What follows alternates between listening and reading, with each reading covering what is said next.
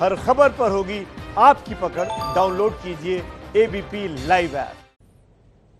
और देखिए, इस वक्त हमारे साथ केंद्रीय मंत्री और पूर्व सेना प्रमुख जनरल वीके सिंह साहब जुड़ गए हैं। सीधा उनका रुख करते हैं। बहुत स्वागत है एबीपी न्यूज पर आपका जनरल वीके सिंह साहब। मुझे एक बात बताइए, आज सुरक्षा बलों के हाथ बड़ी कामयाबी लगी, 4 आतंकियों को उन्होंने मौत के घाट उतार दिया। इंटेलिजेंस की बड़ी कामयाबी रही, लेकिन पाकिस्तान बाज क्यों नहीं आ रहा है सर?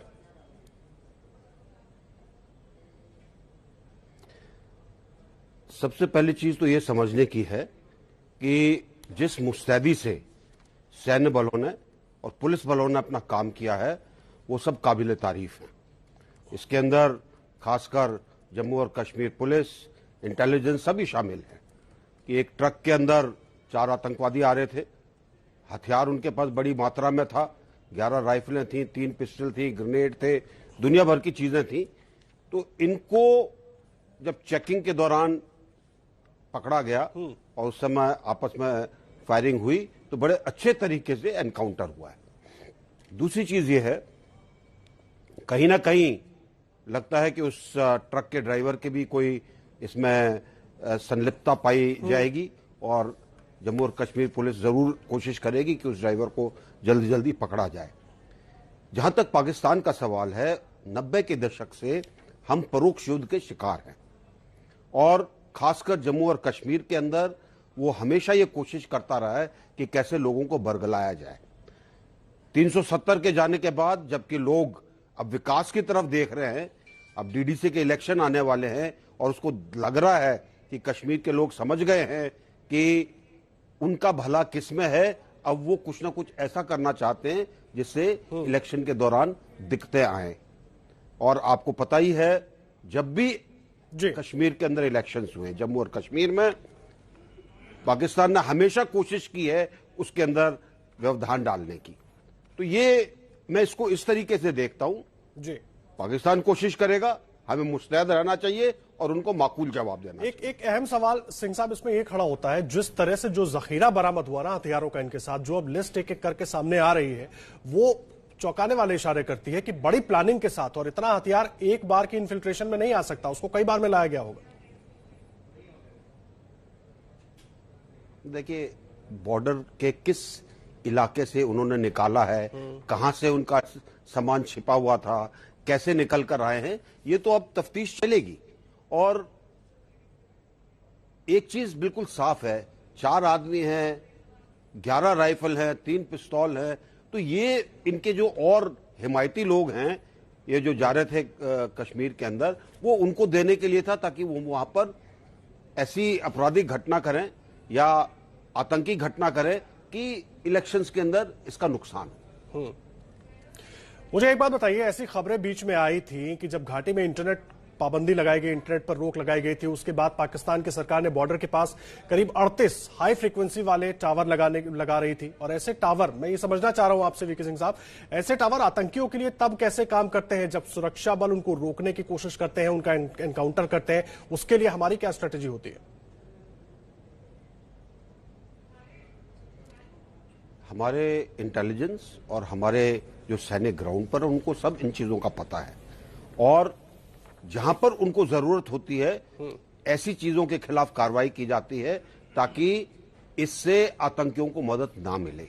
और इस चीज को समझकर चलिए, हमारे सैन्य बल और पुलिस बल पूरी तरह से मुस्तैद है, पूरी तरह से वहां पर अच्छे तरीके से तैनात है और हर किसी ऐसी घटना को ठीक तरह से रोकने के अंदर हमेशा कामयाब होंगे। जी देखिए, पहले भी बॉर्डर के आसपास सिंह साहब कई बार इस तरह की खबरें आती रही कि बॉर्डर के आसपास पाकिस्तानी एफएम की फ्रीक्वेंसी के इस्तेमाल का दावा भी किया जाता रहा कि आतंकियों की तरफ से इसका इस्तेमाल होता रहा है। ऐसे तरीकों को जो हमारी सुरक्षा एजेंसियां हैं, वो चाहे जम्मू कश्मीर पुलिस हो, चाहे हमारी सेना हो, चाहे इंटेलिजेंस हो, काउंटर कैसे करती हैं? क्योंकि ये भी बड़ा अहम हो जाता है।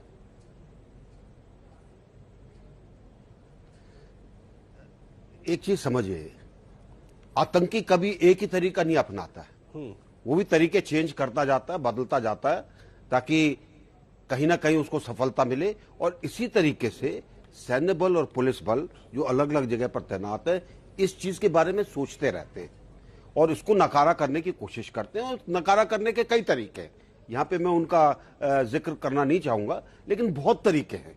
बहुत तरीकों से चीजों को रोका जाता है। और इसीलिए आपने देखा होगा कि घाटी के अंदर जितनी संख्या अब आतंकियों की है वो बहुत कम है। एक समय था जबकि हम हजारों के अंदर बात करते थे, अब हम कुछ 100 के अंदर बात करते हैं। और ये भी जल्दी समाप्त हो जाएगा, क्योंकि अब लोगों को पता चल गया है कि किस तरह से उनको बेवकूफ बनाया गया। एक आजादी का नारा देकर कुछ लोगों ने अपने स्वार्थ के लिए वो चीज सबके सामने आती जा रही है। विकास तो 370 के जाने के बाद जम्मू और कश्मीर में अब शुरू हुआ है। अब तो 370 की बात की, मैं 370 से जोड़कर ही मेरा अगला सवाल है, क्योंकि विकास की बात आप कर रहे हैं, आप लोग जरूर विकास के बारे में बताने की और समझाने की कोशिश वहां पर कर रहे हैं, लेकिन एक तरफ गुपकार बैठक होती है, अलग अलग तरीके के बयान आते हैं, ऐसे बयान आते हैं जिनको भड़काऊ बयानों की श्रेणी में रखा जा सकता है। कैसे शांति होगी घाटी में सिंह साहब? स्वार्थी लोगों से आप क्या अपेक्षा करते हैं? वो स्वार्थी हैं। आप अब तक वो क्या कहते हैं, देश का जो पैसा विकास के लिए जाता था उससे अपने घर बनवाते थे, महल बनवाते थे, विदेशों में प्रॉपर्टी खरीदते थे। अब उनको चोट लग रही है तो वो तो उल्टी बात करेंगे, कोई उसकी फिक्र नहीं करनी चाहिए। जनता उनको अपने आप जवाब देगी।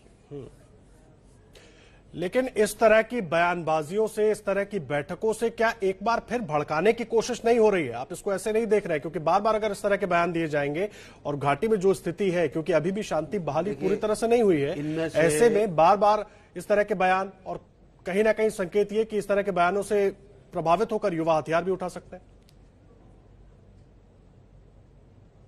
इनमें से कुछ ऐसे हैं जिनको मैं बहुत सालों से जानता हूं, जिनके मुंह पर हमेशा आतंकियों की हिमायत की चीजें निकलती थी। ये आतंकियों के हिमायती थे। आतंकी मरता था तो उसके घर जाते थे, उसकी सेवा करते थे, उसके साथ कुछ ऐसा करवाते थे ताकि इनको फायदा हो। ऐसे लोगों से और क्या अपेक्षा है? ये तो करेंगे, बाकी जूता लगाने का काम जनता करेगी। अब जनता देख रही है ना कि विकास कैसे हो रहा है। जो पैसा ये लोग डकार जाते थे वो अब जनता के भले के लिए लग रहा है। अब जनता अपने आप इनको हटा के फेंकेगी। अभी चाहे गुपकार रोड पर बैठक करें या डल झील के अंदर बैठक करें या कहीं और जाकर बैठक करें, उसका कोई फायदा नहीं है। ठीक कह रहे हैं आप, लेकिन मुझे एक बात बताइए, मैं एक चीज और समझना चाह रहा हूं। आतंकियों के पास से जो हथियार बरामद हुए सिंह साहब, जो लिस्ट है उसमें 30 से ज्यादा ऐसे ग्रेनेड हैं जो मेड इन चाइना है, और गुपकार की बैठक होती है तो उसमें भी चीन का हवाला दिया जाता है 370 की वापसी को लेकर। कैसे देखें इसको? चीन के दम पर पाकिस्तान से भी इस तरह की बयानबाजी होती है, पाकिस्तान भी चीन के हथियार लेकर हमको हमारे यहां आतंक भेज रहा है, और भारत में भी यही कोशिश हो रही है। चीन ने हमेशा पाकिस्तान की हिमायत की है। चीन पाकिस्तान को हथियार देता है, दूसरी चीजें देता है, और चीन से वो सब चीजें खरीदते हैं जो आतंकियों के लिए। चीन तो सिर्फ एक मुंह जवानी बात करता है ना कि हम आतंकियों का साथ नहीं देते, लेकिन आप कहीं भी देखें, म्यांमार के अंदर उन्होंने इसी तरीके से गड़बड़ की, हमारे पूर्वोत्तर के अंदर इसी तरीके से वो लोगों को हथियार देते थे। तो चीन तो करेगा। चीन का ये एक नजरिया है कि किसी तरीके से भारत को हमेशा कहीं ना कहीं चोट पहुंचती रहे। वो खुद अगर डायरेक्टली नहीं करता है तो पाकिस्तान और दूसरे लोगों के थ्रू करवाता है। मुझे एक बात बताइए, चीन पाकिस्तान ये दो फ्रंट हैं, और दोनों तरफ से जिस तरह की कोशिशें भारत के खिलाफ होती रहती हैं, उससे निपटने के लिए हमारी स्ट्रैटेजी प्लानिंग कैसे है, क्या तैयारी है, इस पर आप कुछ बताएंगे हमें? आपके पास एक बहुत सशक्त नेतृत्व है प्रधानमंत्री जी के रूप में, और मुझे पूरी इस चीज के ऊपर आस्था है कि जो रणनीति बनाकर वो चल रहे हैं, जिस तरीके से वो सैन्य बलों को सहारा देते हैं, उनको पूरी तरीके से कोशिश करते हैं कि उनका मनोबल हमेशा बढ़ा रहे। हम देश के तौर पर, देश के हर नागरिक के तौर पर इस चीज को हमेशा ये मानकर चले कि हम किसी भी चुनौती का मुकाबला करने के लिए तैयार हैं। बिल्कुल ठीक है आपने सिंह साहब, और उसका सबूत भी आज हमारे सुरक्षा एजेंसियों ने, सुरक्षा बलों ने दे दिया उन चारों आतंकियों को उनके अंजाम तक पहुंचाकर जो भारत में अशांति फैलाना चाहते थे। बहुत धन्यवाद हमारे साथ जुड़ने के लिए और पूरी बातचीत के लिए, बहुत धन्यवाद आपका।